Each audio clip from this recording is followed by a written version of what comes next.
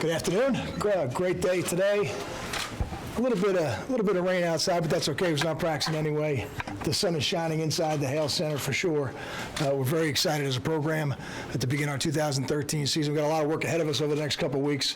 But the first day every year, really exciting day, and great to see all the players back together again. I know they're anxious to get going with our team meeting this evening. What's the day like when you know that at the end of this stretch, games, as opposed to spring practice, off-season workouts, this is the home stretch for you guys? It's exciting because we get to do what we love to do, and we only get 12 guaranteed opportunities a year, and if you do your job in those 12, there's a 13th waiting for you. But we also know we've got a lot of work to do, so even though our focus and our goal ultimately will be heading out to Fresno State and trying to be 1-0, right now we're focused on today, and tomorrow we'll be focused on our first practice. What are a couple of the areas that you really need to get ironed out in camp? I think probably the most obvious one is the secondary. We've got a lot of position battles in that secondary, a lot of younger players jockeying for position, and some really talented players. So that's going to be a fun, exciting position battle to watch as we go forward through training camp. I think we've got a couple things to still iron out on the offensive line. Defensively, I think even when you have established players at different positions, there's always going to be players fighting for the sub-packages, for the utility spots, for the things that we do on third down. There's a lot of different roles that have to be filled at every level as you get into the different parts of a football game. And the wide receiver position, again, another one where we have some younger players that are fighting for position in the depth chart. Brandon Coleman comes back to us. Karan Pratt's a senior, and he's done some great things for us in his role. We're going to lean on him a little bit more this year with some of the graduation. And then the younger players, the guys like Leonte Carew, the guys like Ruhan Peel, Carlton Agadosi, they're all going to be positioning and fighting for their role on this football team over the next 3 weeks. Well, how's Gary better as a individual, as a quarterback, as a leader than he was, say, the day he walked on campus? He's been through a lot, so. I think the natural progression for a quarterback is that he's better in every area. And when you say he's gone through a lot, there's no doubt. That's the advantage he brings into this season of having played 13 games last year and started and gone through the ups and downs of a football season that every player has to do. But as a quarterback, it's always more magnified. And he took all those experiences, positive and negative, and I thought really translated them into an excellent offseason. I think Gary's in the best shape of his life. He's a smarter football player today than he was when we finished spring practice because of what he's done between spring practice and now. And I don't know if we have anybody more anxious to get out there than Gary Nova. Kyle, Brandon says he's going to be limited at the beginning of camp. How so, and how long until you think he'll be full go? I don't know how long until he's full go. I think Brandon has done enough things in games that I don't know how much you'll see him in the scrimmages in the preseason. But until we get him out there tomorrow and run him around a little bit and get a feel for what he can do, we don't get to work with him in the summer, so it's really hard for me to say that right now. But I'm very confident by the time we get to the first game, Brandon will be 100%. Kyle, you mentioned a couple times how it's the first time you have a quarterback coming back who started a full season in quite a few years. Since Mike Deal. Does that allow the offense to start ahead of the curve compared to a year like last year where you had to spend so much time on a quarterback competition? It gives you a chance to. I don't know if it guarantees anything because on offense it's so critical to have all 11 pieces moving in sequence, as the plays go on. But the quarterback is always the most important part of that. And if you have a quarterback who's ready to do that, it will give your offense a chance to do it at its earliest stage. Ideally, how long or how much time would you like to see before this offensive line meshes with potentially 2 new starters?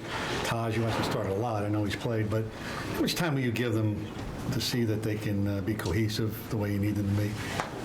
I think you'd like to see by the first scrimmage some significant development up front. And for us this year, the way training camp fell, that'll be a week from Saturday. So that'll be quite a few practices between now and then to get most of the offense installed.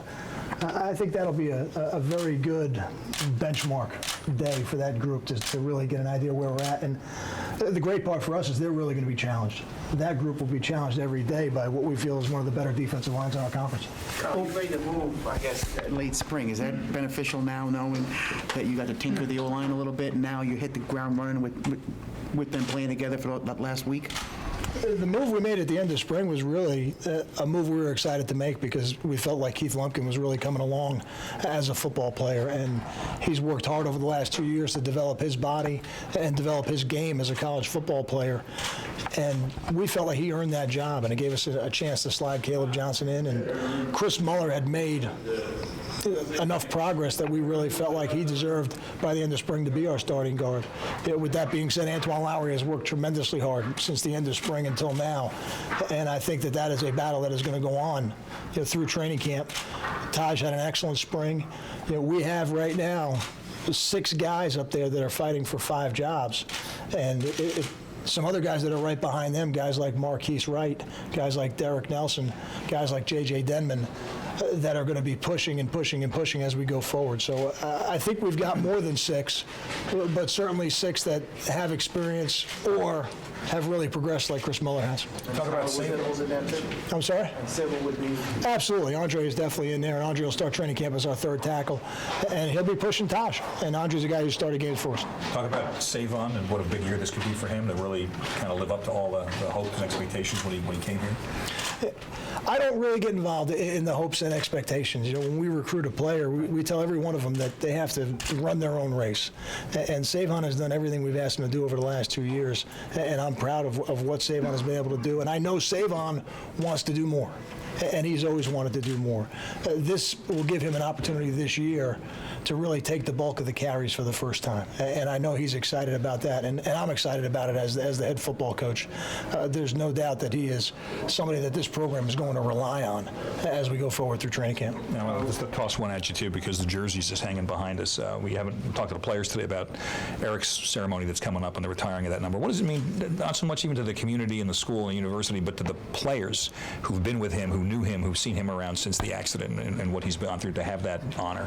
I think from the football alumni here at Rutgers to the current players, the coaching staff, people who have coached on this staff in the past and been around Eric, it'll be a special day. And as I said the other day, Eric has never ceased to be a part of our football program, nor will he in the future. This is not to make sure that happens, because that would have happened anyway. But I think what it does is it gives him a special attachment to our program. And like I said the other day as well, when he goes back to MetLife and he stands up and he walks off that field, we're going to unretire his number. And then we'll start wearing 52 again here at Rutgers, and that'll be a great day as well. Kyle, what guys have you seen that when they came back that really made physical transformations during the offseason that changed their body, the way they look and look like they're ready to get out there and compete? I think there's quite a few guys, and I think we had a football team that was in good shape when we started. So I don't know that they're the complete body transformations maybe that we saw 5 and 6 years ago from certain players, but I think when you look at a guy like Stephen Longa and Kevin Snyder at the linebacker position, both of them are bigger, stronger, faster versions of what they were last year. Stephen, you didn't get to see on game day. Kevin, you did, but I think those are 2 guys that have done a really nice job in the offseason. A guy like Taj Alexander has really built his body into what looks like a major college offensive lineman, and that's exciting for us. I think Chris Muller in his last body comp was 14% body fat, which for an offensive lineman is very lean. He's still carrying 295 pounds. So those are things that are very impressive, when you see them on paper. And now he gets a chance to show what he can do with that when he gets out on the field. Kyle, last year you had R.J. Dill to work his way through the depth chart in spring. How do you handle Toller with just being at the camp? I think he has to do the same thing. Anybody who comes here at any stage of their career has to earn their position. And for RJ, that took until training camp in the fall. A little bit of a different situation, I think, this year in the secondary for Toller, only because there's a lot more opportunity in our secondary, I think, maybe than there was on the offensive line last year. But he'll have to earn that job as well. And then Nick Marsh is our punter. Again, he's certainly brought here for a very specific purpose, but he'll have to earn that job as he goes through training camp. Kyle, you never seem to miss a guy until he's gone. Could you talk about how excited that Michael Burton will be back and how Coach Prince wants to use him? I miss them all immediately when they're gone. And but I know Coach Prince is excited to use Michael Burton. He's one of the better football players on our team at any position. I know Savon Huggins is also excited to see Michael Burton, standing there in front of him in his stance at fullback.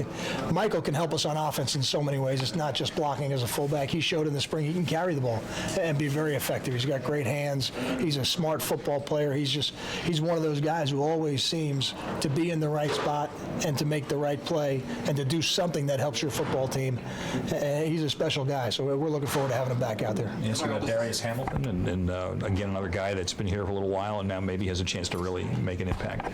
Darius was one of only 3 true freshmen last year that played for us, and that's not easy to do on the defensive line, and he did very well for us, very well, playing good football on a very good defense. And now this year, much like a lot of the players on our team, he's going to be asked to take a bigger role. We have a guy like Scott Vallone who graduates. Well, now Darius is going to have to take over a little bit more of not just the football, but the leadership in that room, along with guys like Jamil Morrell, Isaac Holmes, Marcus Thompson, to make sure that our defense and our history of the way we play defense continues to be at a very high level. Kyle, does this feel like a transitional season to you? It does not. This feels like the start of a really exciting football season. And for us, every year, even sometimes when the teams don't change, the coaches change, so the game plans change. None of that is really unique to us. It's really what we get used to doing. And for our players, the goal that we want is out there for us. The league champion in our conference will have an automatic bid to the BCS, and that will give us another opportunity to do something here at Rutgers that's never been done, and I know that's what our players have their sights set on. Got time for 2 more? Opening one practice to the fans again this training camp. What went into that decision? It was a great day last year. We really enjoyed it. We tried to separate it a little bit from the Fan Fest, but it was something I thought that was good for the fans, and I thought it was good for our players, and I thought it created excitement around our program. There was no negative to it, so we brought it back again. Kyle, what are you looking for, at least on the initial from Jeremy transferring to safety? Jeremy Derrick? Yeah. I'm just looking for. You want to see him? I want to see Jeremy continue to make progress day by day. Be a better football player every day as we go through training camp. He has spent a lot of time in the offseason working on his skill set to play that position. I believe when we go out there day one that Jeremy will be a better football player at that position than he was at the end of spring practice. And I think that's critical to any team. That period that we just went through between the end of spring practice and the beginning of training camp is one of the defining points every year for how good your football team will be. And I think Jeremy has handled that time frame very well.